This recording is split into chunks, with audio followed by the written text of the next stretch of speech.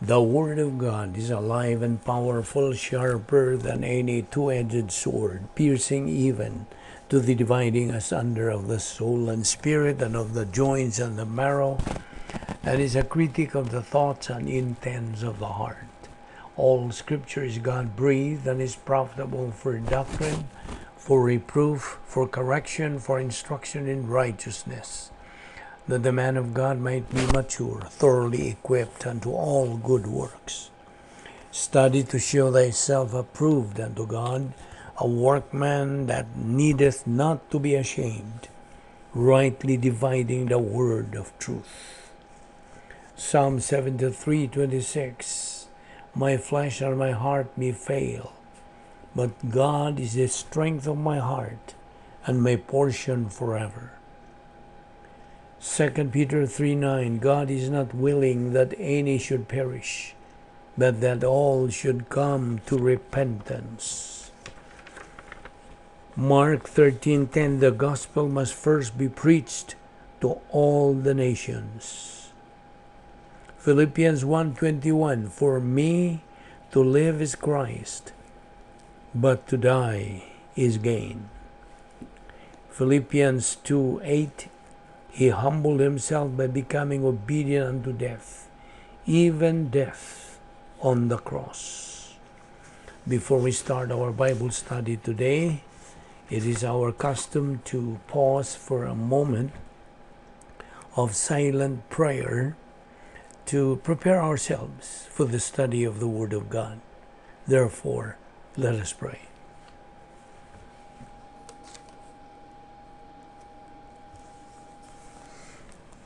Father, we thank you for this opportunity once again that you have given us. Today we are here to assimilate your truths.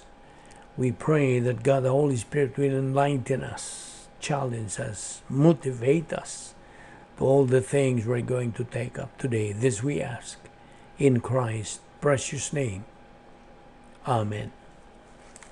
Okay, welcome once again to everyone, especially our subscribers, our followers, our fellow believers.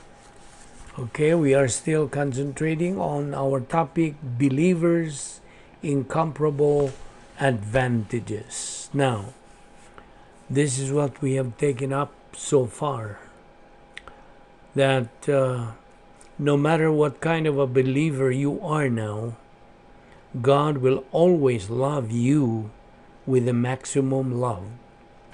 Not because of who and what you are, but because of who and what Christ is. When you understand this, then you begin to understand the principle of grace. So, may I repeat to say here that grace depends on the essence or character of God. Therefore, grace depends on who and what God is, not on who and what man is. You know, grace is what God can do for man and be consistent with his own essence. And this is illustrated by propitiation, and the application is fantastic. You see, it's the most wonderful thing in the world to realize that God did not save you because he needed your help, your scintillating personality, or your status symbols of life. No. That is the Madison Avenue type of Christianity we have today. And listen to this. You and I need God. God doesn't need us. It's not what we give up or do for him, but what he has done for us. Nothing depends on us. Everything depends on God. Understand that. Okay, when we believed in Christ, we were saved forever. But although we are saved now by our faith alone in Christ alone, the question is, do you still sin? Of course. We still sin although we are already saved. We are already believers, but why do we still sin? We have taken this up yesterday. The answer to this is because of the inner monster. That's the old sin nature, the old man that resides in our body. The old sin nature resides in every cell of every person's body, both believers and unbelievers. And that being Satan's agent inside of us, this pushes us, tempts us to sin every minute of every day. However, God provides us believers His weapon for us to use to combat this old sin nature and eventually be able to suppress and neutralize His power in attacking us. Now, what is this weapon that God provides us against this enemy inside of us? It's the Word of God, Bible doctrine. This weapon that God provides us believers and is very, very effective, and it truly works. Now, of course, if it is metabolized and let it circulate in the stream of our consciousness, God assures us through His Word that we can be victorious against this monster inside of us, the old sin nature. But again, it's a matter of choice, my fellow believer. You may or may not use it in your life. But remember the result of every decision that we make in life. We are the only ones responsible, answerable, and accountable for that decision. So, as we always say, man is a product of his decision. Now bear this in mind, that no one remains the same in phase 2, the Christian life. No one. As a believer priest, because all believers are believer priests. Now, as a believer priest, you either advance or retrogress, but you do not stand still. Phase 1, salvation, takes just a second. Faith in Jesus Christ requires only a simple and brief act of positive volition. Phase 2 begins 1 second after you believe in Him and continues until death or the rapture, whichever occurs first. Phase 2 is divided into 2 parts, living and dying.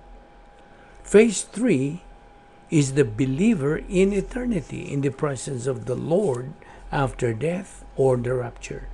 2 Corinthians 5:8, Revelation 21 and 22. Now, God, in His gracious provision for His children, provides the means to recover from a believer's state of sin or from his carnal status and get back into fellowship with God. God provides the rebound technique to every believer, otherwise called divine eraser. Now, this technique is God's way for a believer to get back into fellowship with God. 1 John 1:9 is God's provision. Remember that God's will for every believer is that he becomes a winner. God never wills for believers to be losers in life. No.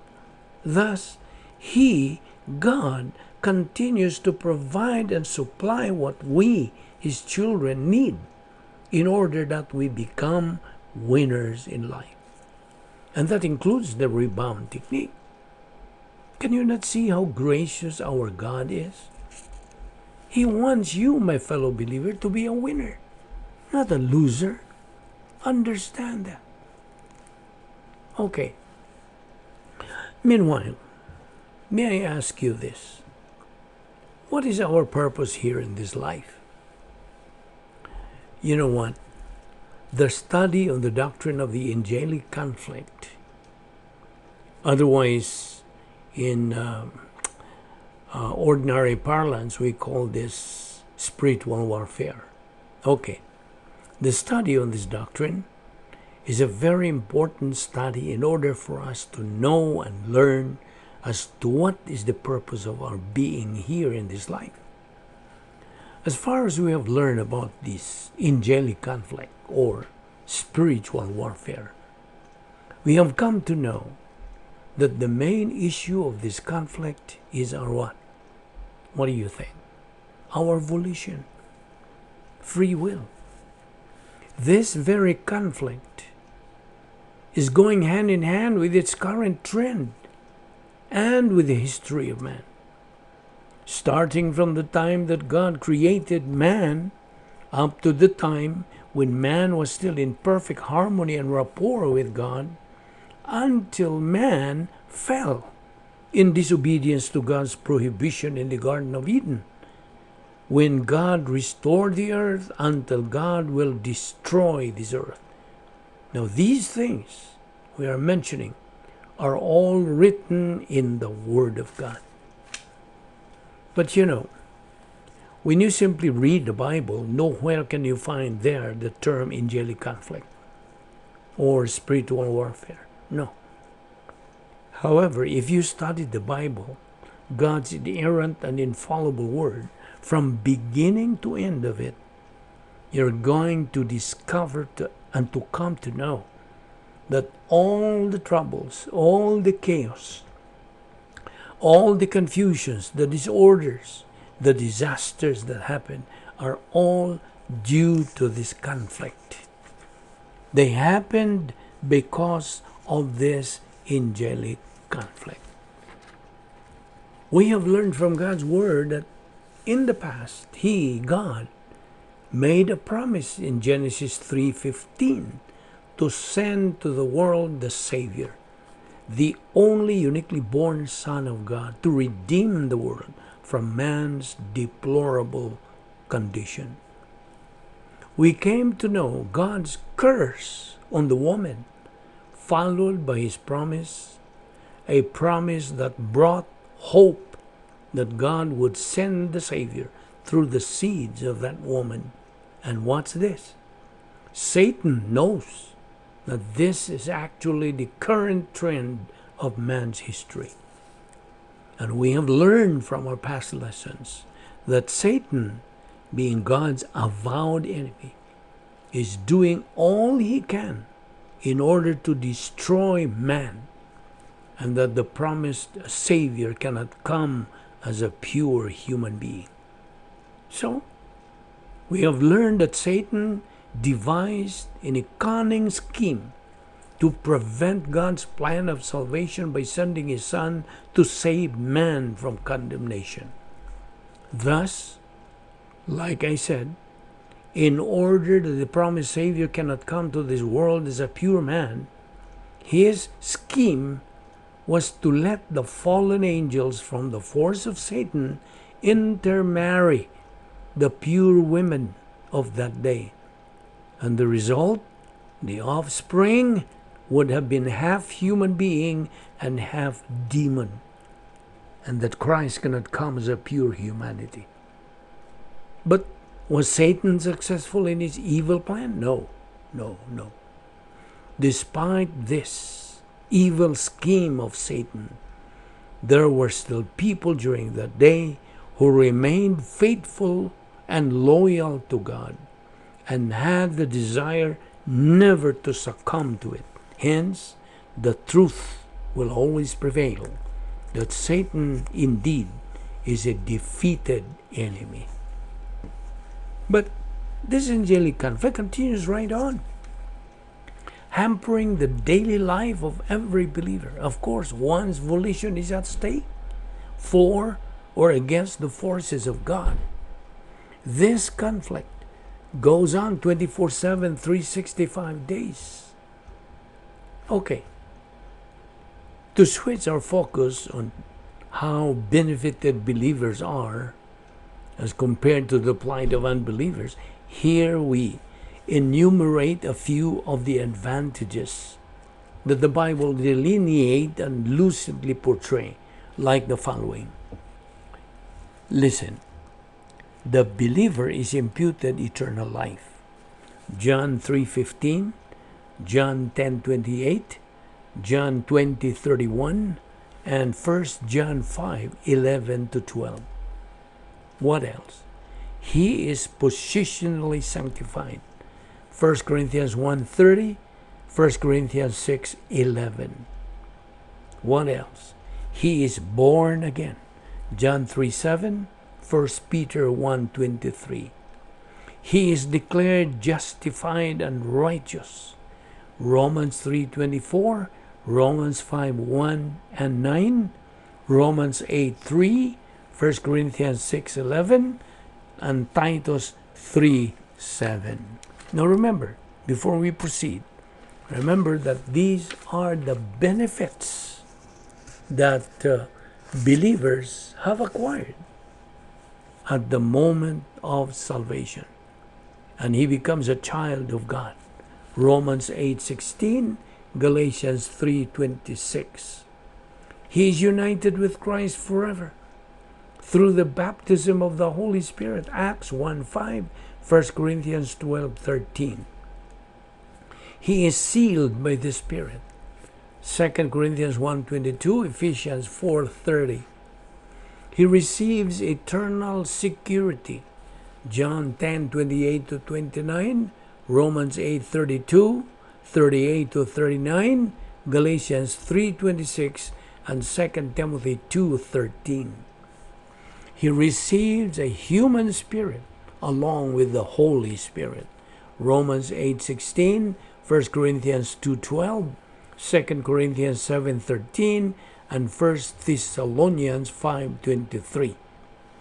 He is guaranteed a resurrection body forever. 1 Corinthians 15:40 to 54. He is redeemed, purchased from the slave market of sin. Romans 3:24 and Colossians 1:14. He is reconciled to God. Romans 5:10, 2 Corinthians 5:20, Ephesians 2:14 to 17, and by God. He is reconciled by God. 2 Corinthians 5:18 to 19, and Colossians 1:20. Now, his name is written in the book of eternal life. He becomes a member of the royal family of God. Galatians 3:26. He is saved, regenerate person. He is called a Christian, a believer priest, and many, many more. Listen, these benefits and advantages that believers enjoy as regenerate, saved, and redeemed people of God are part of the 39 irrevocable absolutes, except one revocable absolute. Now, what is this revocable absolute? Well, listen. The believer is filled with the Holy Spirit at the moment of salvation. Galatians 3:3. The filling of the Holy Spirit received at salvation is revoked when the believer sins. The filling of the Holy Spirit is recovered when the believer rebounds. Understand? So those are some of the things that believers are benefited. So this revocable absolute, which is rebound as dissolution, a believer recovers from sin without having to be saved all over again. Now, why do you not lose your salvation when you sin? Why? Because when Christ saved you, He saved you forever. God says in 1 John 2:1, my little children, children of God, meaning Christians, these things I write to you in order that you do not sin. In other words, God knows that although you are a Christian who desires not to sin, you will inevitably sin. He does not want you to sin, but even when you do sin, you are still His children. In 1 John 2:1, And if any man sins, and I know he will, then we have an advocate with the Father, Jesus Christ, the righteous one. Now, the word advocate actually means defense attorney. Jesus Christ is your attorney, and he personally represents you before God the Father. Satan and the fallen angels watch everything you do, hoping to catch you sinning. Satan loves to be your accuser in heaven. He stands before God the Father and declares, your servant is sinning. You cannot deny it.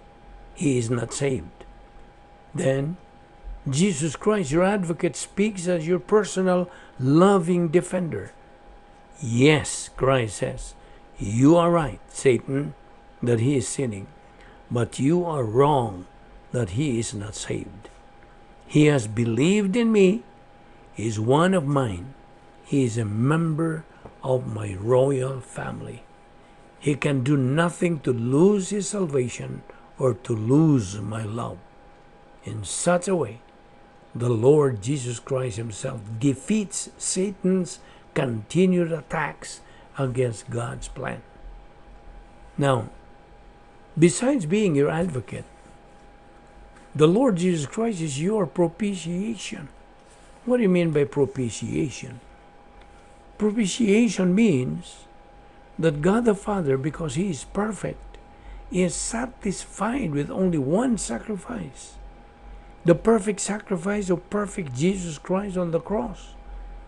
Through the sacrifice of Christ, God the Father has so dealt with sin that he can show mercy to the believing sinner in the removal of his guilt and the pardon of his sins.